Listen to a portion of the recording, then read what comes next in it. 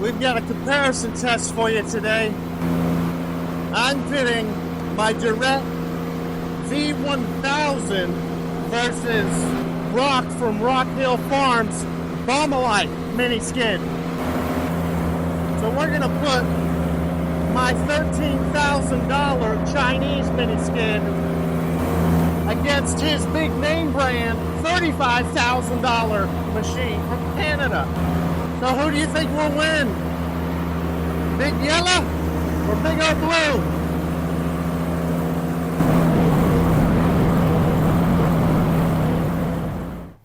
So today's the start. It is the first of many comparison videos with my machines versus the other. And today, the other is a Baumalight. So Brock from Rockhill Farms with his Baumalight machine. Tell us a little bit about this. So this is the Baumalight TRL620D. They are a Canadian company. That's where this is made, in Canada. They've got a few different models. There's a track machine and a wheeled machine. You can get it with a Kubota or a Yanmar. And I had one of their first prototype machines, so mine doesn't have all of the advanced features you can get on one now. Like, mine's a single speed machine. Now they have a double speed machine. They've added a better hydraulic controller for it as an option than the one I have. But in general, this is the mini skid steer they have. It's got a 25 horsepower Kubota in it. And, you know, I use it quite a bit to move firewood and stuff like that. It'll lift about 1,000 to 1,500 pounds, depending on if you're talking about an inch off the ground or full height. Okay, so with my machines, most of you know, but let me give you a little introduction. Right here, we've got the DRT 450, the Baby Hulk green. This one is a Honda twin cylinder with 3 pump.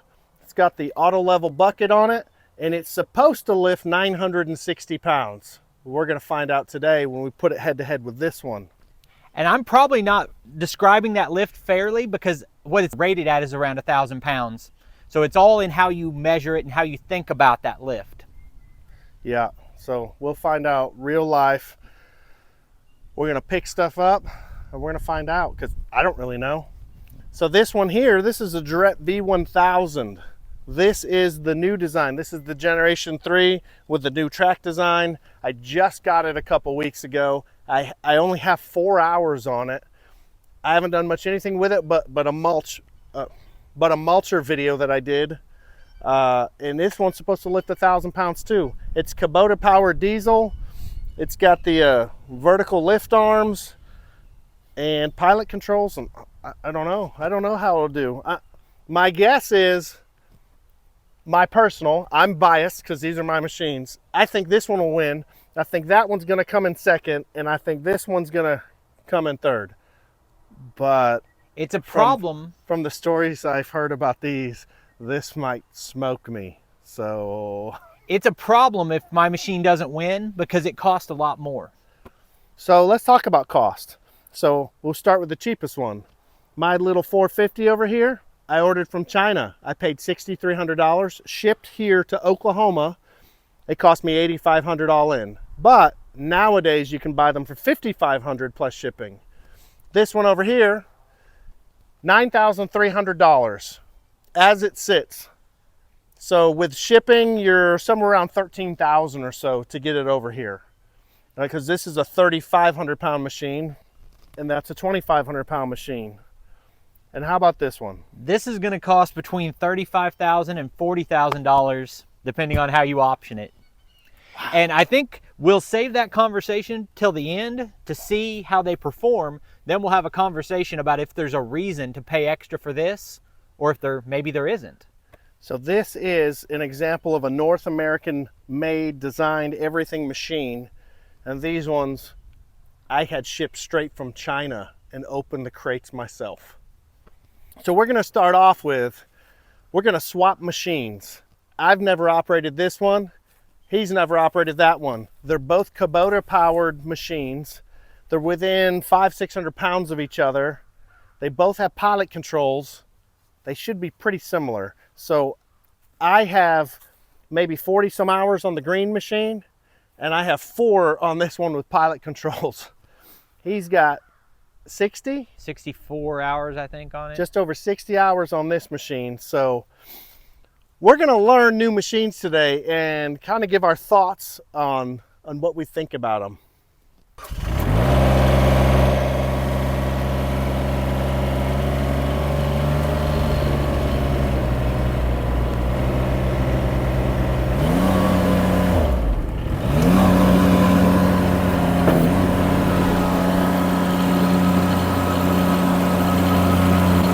Give Brock just a minute on this and get his first thoughts and what he thinks about the controls and just the operation of it.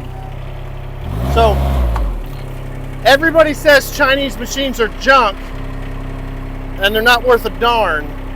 You've never been on a Chinese mini skid before, so certainly nothing like this. So I've used several of the name brand machines, but never one of these. So there are things immediately that are nice about it, like it's got nice gauges on it. You can tell it's a heavy machine. It's bigger than that machine, which is a good thing and a bad thing. You know, the reason we have a mini skid is so it's small, but the bigger it is, the better it's going to be counterbalanced. So, but it doesn't feel cheap in the build or anything. Like, this is a quality joystick. You know, the first impression is it looks nice. Takes off when you push on the handle. Yeah. Try it out for a minute. The only thing that I don't like, and I think I'd get used to it and I see advantages, is this throttle. Yeah. Is the same throttle that's on the Chinese machines I've been showing. So it's got this rotary control, and then it's got a lift control. And it seems like overly complicated when it should just be a straight pull lever. But I guess this is more like a fine tune. And then this is a quick change. And to me, it seems like too many moving parts for what it is. But it kind of feels like this is more complicated than it needs to be.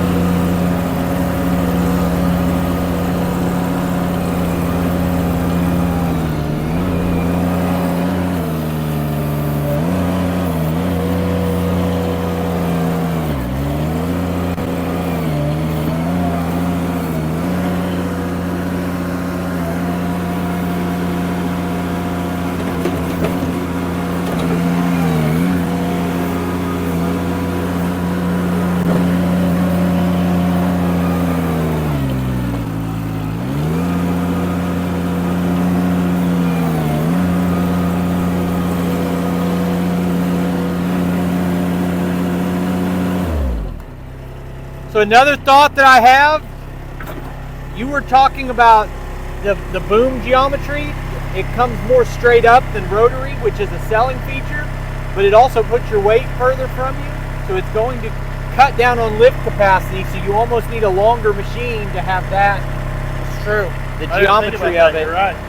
That if this machine lifts more or less, whatever it is, It's not about, it's a decision they've made on the length of the machine and the geometry of the boom. Yeah. And it doesn't lack for power to push into a pile. That's a big thing. It was able, this is soft ground we messed with yesterday. I was impressed. But it still pushed right in. Another thing about that one is it doesn't self-level and the other two do. I really like the self-leveling, but keep in mind with a machine like this and most big skid steers, they self-level on the way up, but not the way down. So if you're used to a self-leveling and you bring it up, you need to be prepared for that. I think it's really, they should self-level in both directions.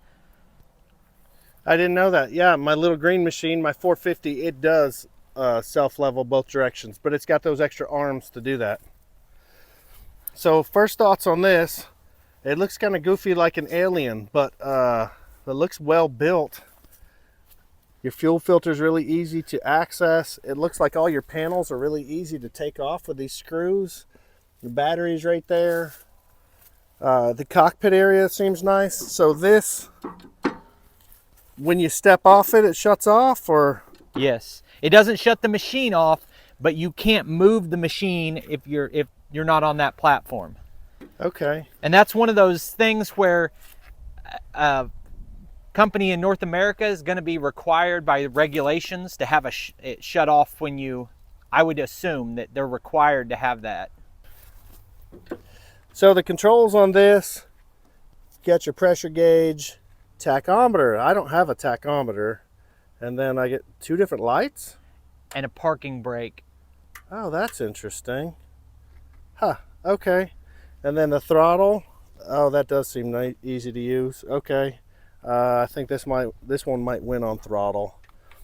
And then a bunch of lights. Yeah, more lights than mine has. Okay. And then the auxiliary control with 12 volt. Okay. This has a similar track design with the motor up high. We've got counterweights right here. That's a big cylinder on the front. It's where you plug in your auxiliary, air filter, and then your diesel tank is this. That thing is where your fuel goes. I think you kind of pointed at this. I wanted to tell what this is. This is something that's now integrated into the new machine. If you buy one, this control is for a third control besides this, and it can be put on your handle now. My machine came out before that. That's why I have this box. It's a workaround if your machine didn't originally come with it. I'm not as good operating as you. Pilot controls are brand new to me.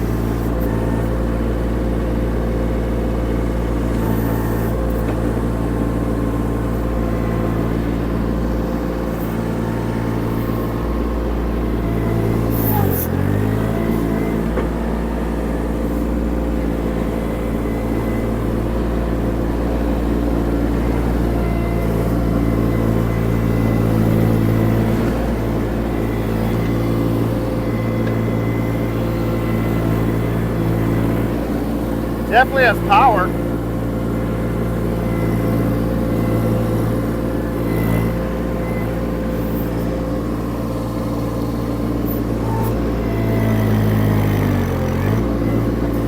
So is this a flip? No. I think you're bottoming out the frame, maybe not.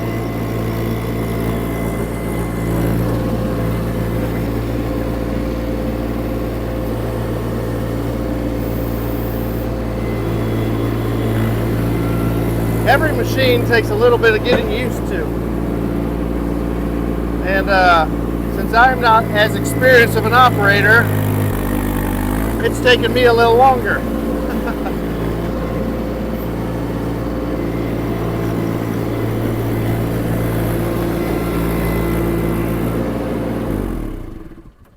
First thoughts, it's really smooth. It feels really powerful. And even going up and down on some machines, it feels really tippy. The little red auction unit, I probably would have tipped over there.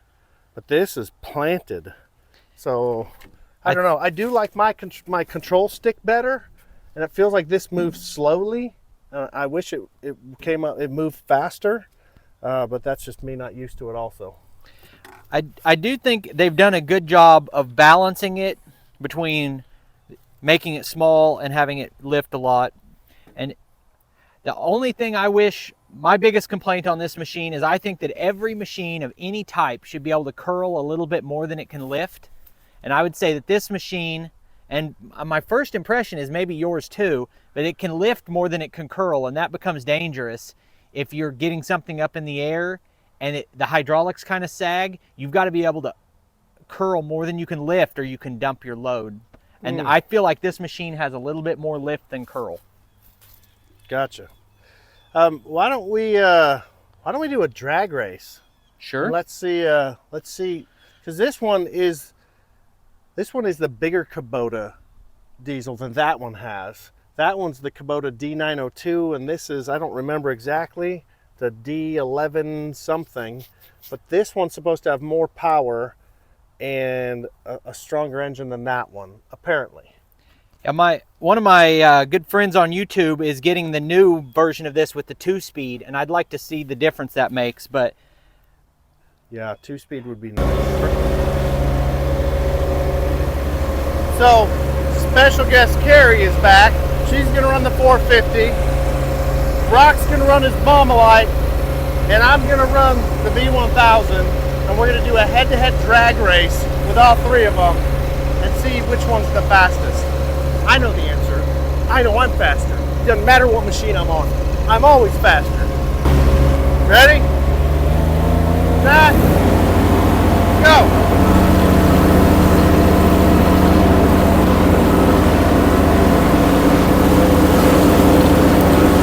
Woo-haw!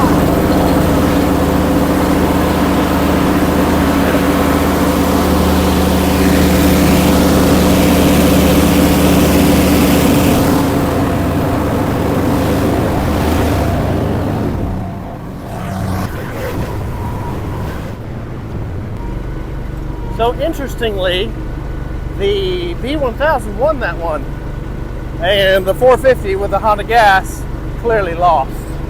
But the Baumalight was right behind the V1000. I mean, it was close, super close.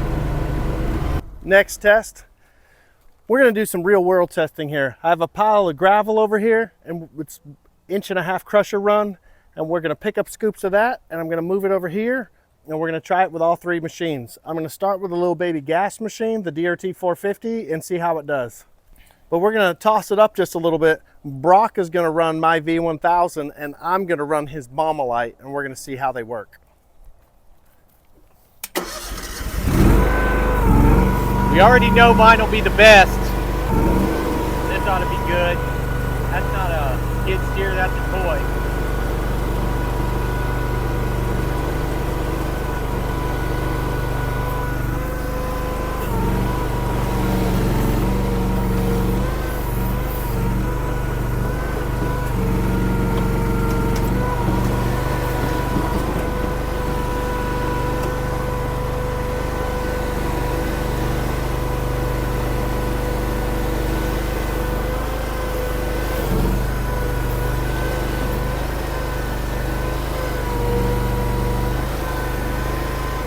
One of the problems with switching machines and different control patterns is I keep forgetting what machine I'm on and what the pattern is. It's incredibly difficult. Your machine over here, this blue one, is going to feel very natural to me, but I would look foolish on the one you're using now. I'm getting so used to that standard control pattern, this is throwing me off. Yeah, either pattern is equally easy to use, but switching between them is difficult for me.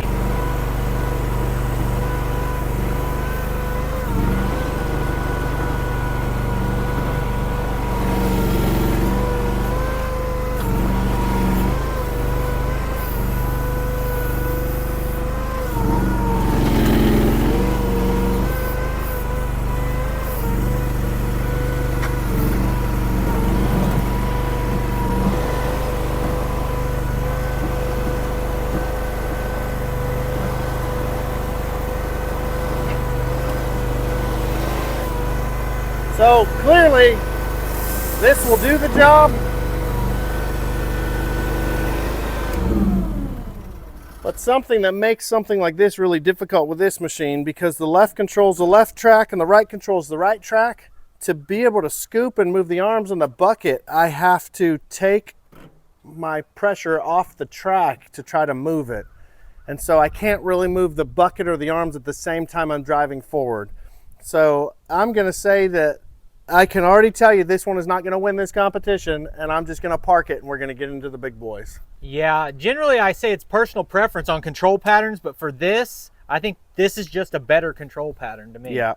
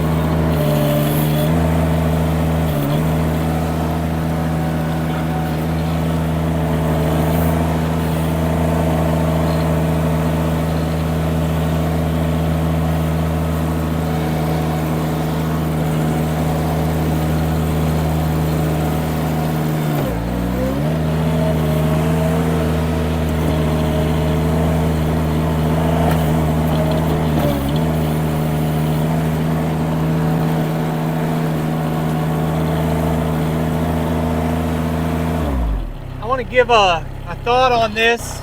Sorry if I mixed your dirt and rock a little bit down there.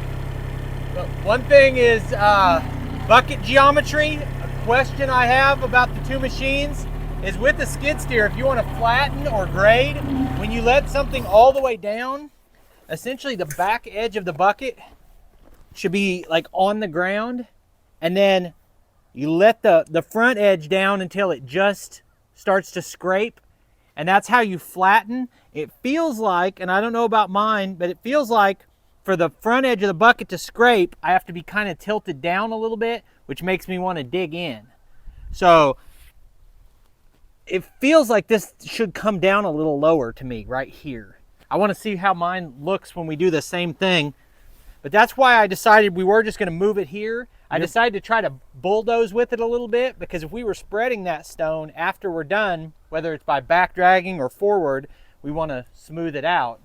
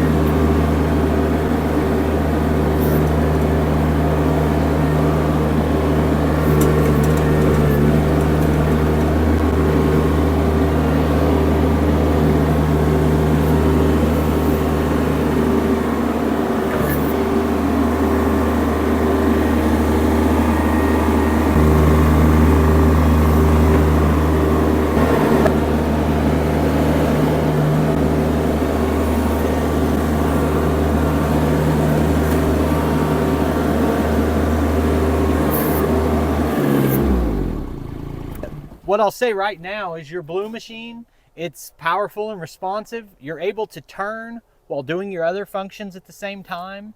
There's no issues at all with that. And that would be like an inferior machine. I think that'd be one place you would notice it. That when you're turning and then you try to move, you either lose power to the tracks a little bit, and I didn't notice any of that.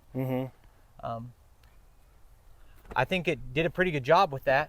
But the bucket, the shape of the bucket, you're saying, is making it more difficult to run it level moving forward. Maybe a little bit. With the big size skid steer, the way that you would teach someone to grade is set the arms down as far as they will go, and then let it down till you can see the lead edge of the bucket, and when that contacts, you drive straight forward. And I was just noticing a little bit that geometry of the way it sits might be off, but I don't want to go too hard on that if that's true or not. So it might just be need a little more time with the machine to get more used to it. It's uneven ground, and that's why I wasn't planning to run mine, but I wanted to jump on it and see if I felt the same way about it. Well, why don't we do apples to apples? You ran that machine, see what you can do on your machine, and the same thing. Okay.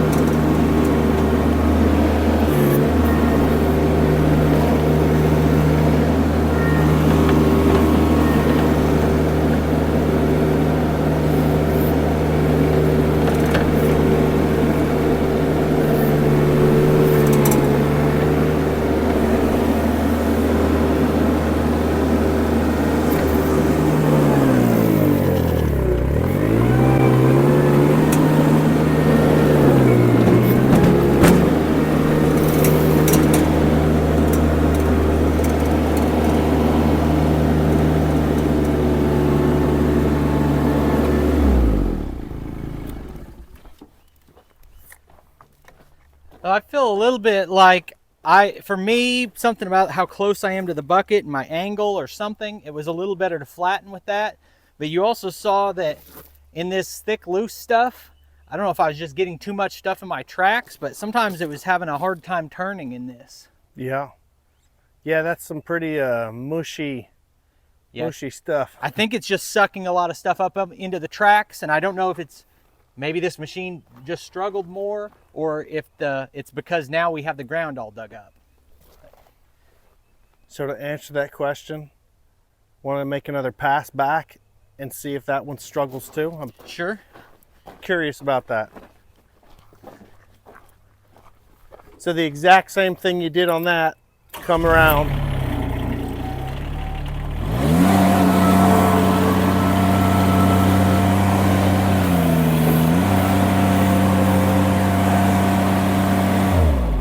I want to clarify what I was talking about. It may not be the bucket geometry, but I can't see the lead edge of my bucket. And over here, it's very easy to see that. And so as you're trying to flatten, you're making micro adjustments, and you just can't see it.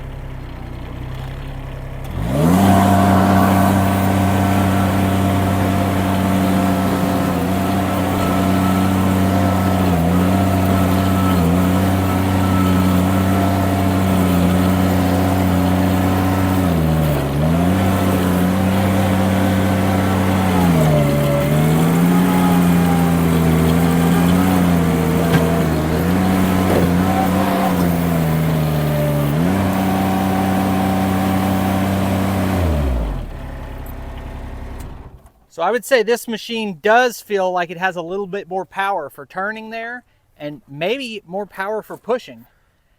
It's a pros and cons, like we talked about, with your vertical lift might give you more lift height and better ability to reach out, but the length of this machine compared to the height makes it where I can't see that lead edge. I actually talked about that in another video. I can't see this attachment plate. So when I'm trying to hook an attachment up to it, once I get it attached, I love the machine. But the 450, I can so easily hook up to the attachment. This one I can't. So if you were buying this and you were only going to mulch with it, then you wouldn't care about that. You know, it depends on what you're doing, how much that's going to matter. Thank you. I saw cameras, I didn't want to Yeah. interrupt. So we've got the mulcher attached to the Baumalight, and I'm going to go out to the woods and I'm going to see how this Kubota does on the Baumalight with that mulcher. So, safety first.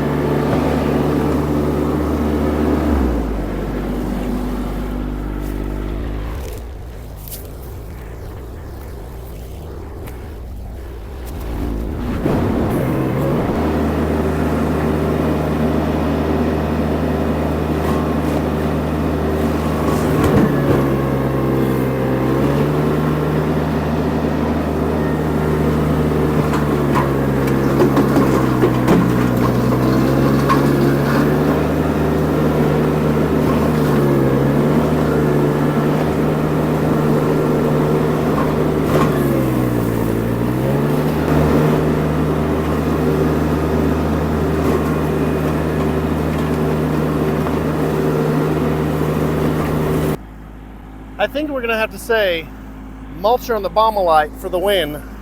I mean, look at that pile that was there. What do you think, Brock?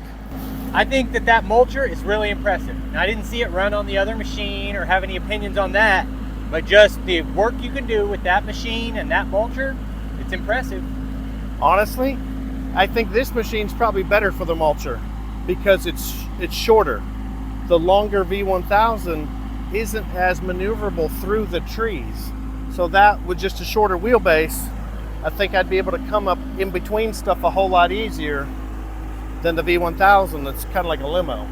Yeah, so you've got a machine with a really small footprint, you've got one with a big footprint, and this is kind of in the middle, so they all have their place for different things. I'm interested to see how that longer machine does with handling heavier weight. Yeah, I agree. But for maneuverability, you do have an advantage. I've got a few logs that need to be moved. We can go ahead and do that right now. Yeah.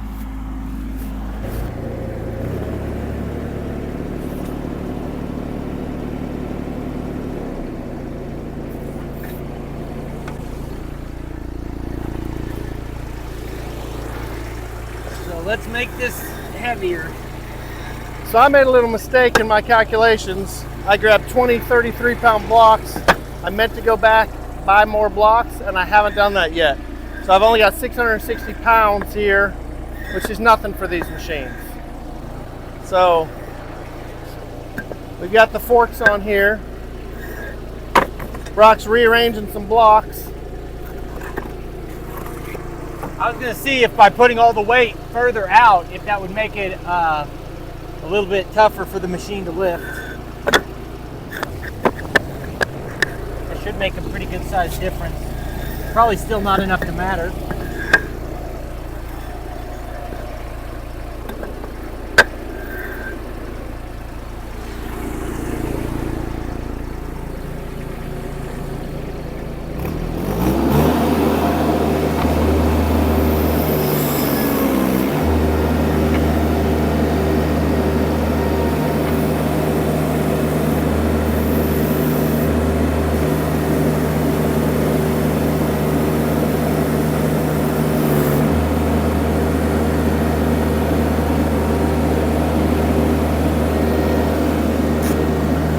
£660 on the end of the pallet.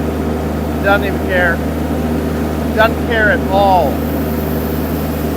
Now I'm curious to know what the V1000 will do.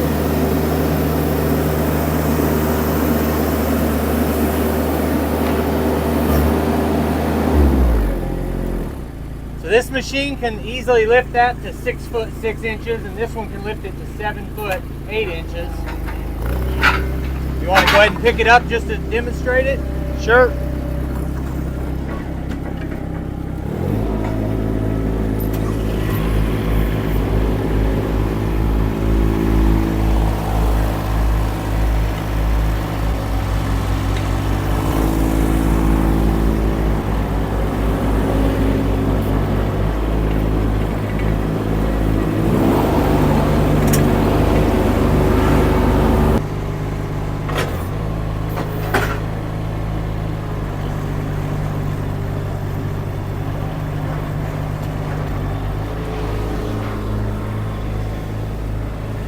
So depending on the attachments, I can see. This one, I lift it up and I can see right through here. I can see that easily. The mulcher, where that attachment plate is, I can't see how to hook it up.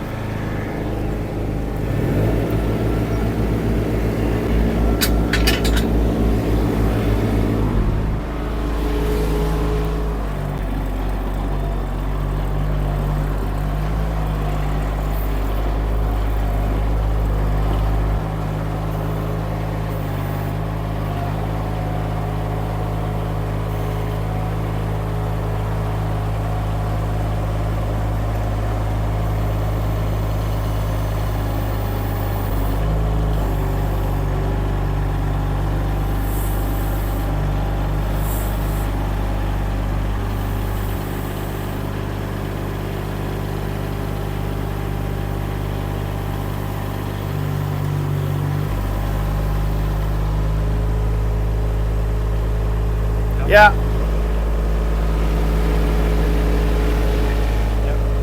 I didn't buy enough weight. Not at all. But for practical purposes, I mean, we didn't do a test for the extreme amount, but if you had a pallet of something that weighs 700 pounds, you can put it on a shelf 7 foot in the air. Yeah. And can you drive with it? And feel all right with it up in the air? Yeah.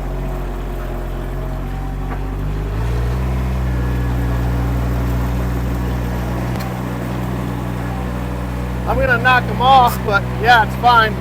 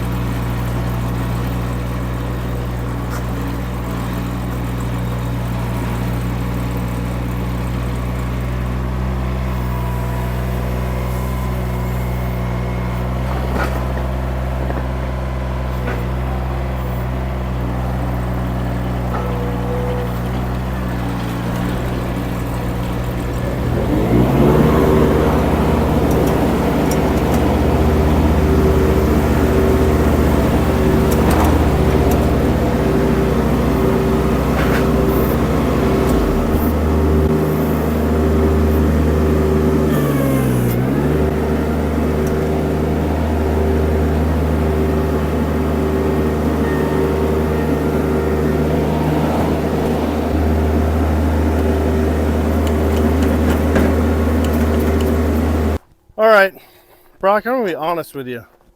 I'm really disappointed in this test. Yeah. I wanted to walk away from the Baumalight with my V1000, and I didn't walk away from it. I mean, some things I feel like this might be better, but I don't know. I think this beat it in almost everything. Speed, I won. But maneuverability, the short one won.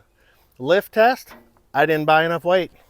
We don't have enough weight to even find out which one's gonna win. Either way, you're right. They're both very capable. Yeah, I came here thinking that I might win on lift capacity, but we weren't able to test that, but I've shown this can lift a lot. You've got a lot of counterbalance, but yeah, I've been really impressed with your machine for, you know, the price you pay for that it's hard to tell a difference in performance between a much more expensive and a less expensive machine. I think mine bogged down less in the mucky stuff by the gravel, but the visibility is better on this one, and you were able to do work a little bit better in leveling. This one's hard to see down, so I don't know if I've explained this well to you, but when I'm standing here, I can't see that attachment plate in front of me. It's like I can kind of see it like that. So that's a downfall and a drawback of this machine. So if somebody is, say, a professional guy is doing work and he's got to keep switching attachments over and over, that would frustrate me. This is easy, direct line of sight. So I think either one is going to do a great job for a small property owner. Then you're just deciding, do I want to save the most money possible and import something myself? Do I want to get a machine like that from a dealership? Or do I want to get something from a more established brand, whether it's this machine or Kubota or Bobcat? Those are personal decisions based on your checkbook and how comfortable you are with fixing your own machine as opposed to having a dealer network. Yeah. Yeah, for just a homeowner that was going to tinker with my own stuff in the garage, this is hands down the winner for me. But if I were doing it professionally and I couldn't have any downtime, this is not tested yet. I mean, nobody's put a whole bunch of hours on these yet, as far as I know. I haven't seen anybody with a ton of hours on them. So this brand's been around a while. These mini skids are kind of new to them, I think. Yeah, so the Baumalight, if you've never heard of Baumalight and you're wondering who is that, they make industrial stuff, big construction equipment. They make attachments for that, mulchers for skid steers, like highway departments use them, their reach mowers and stuff. But they are new to making these small machines. This is like the smallest thing they make. And they're a Canadian company that is sold at a lot of tractor dealerships around the US. That's why I've never heard of it. I don't go to tractor dealerships. Anyway, hopefully this was informative, maybe entertaining for all of you folks. Thank you very much, Brock, for coming out. I mean, he drove 4 hours today to come out and play with these machines. So I really appreciate you. And if you guys haven't done it already, check out his channel. There'll be a link in the description. Rockhill Farm. And besides that, enjoy your time in the trees and have yourself a great day. Go.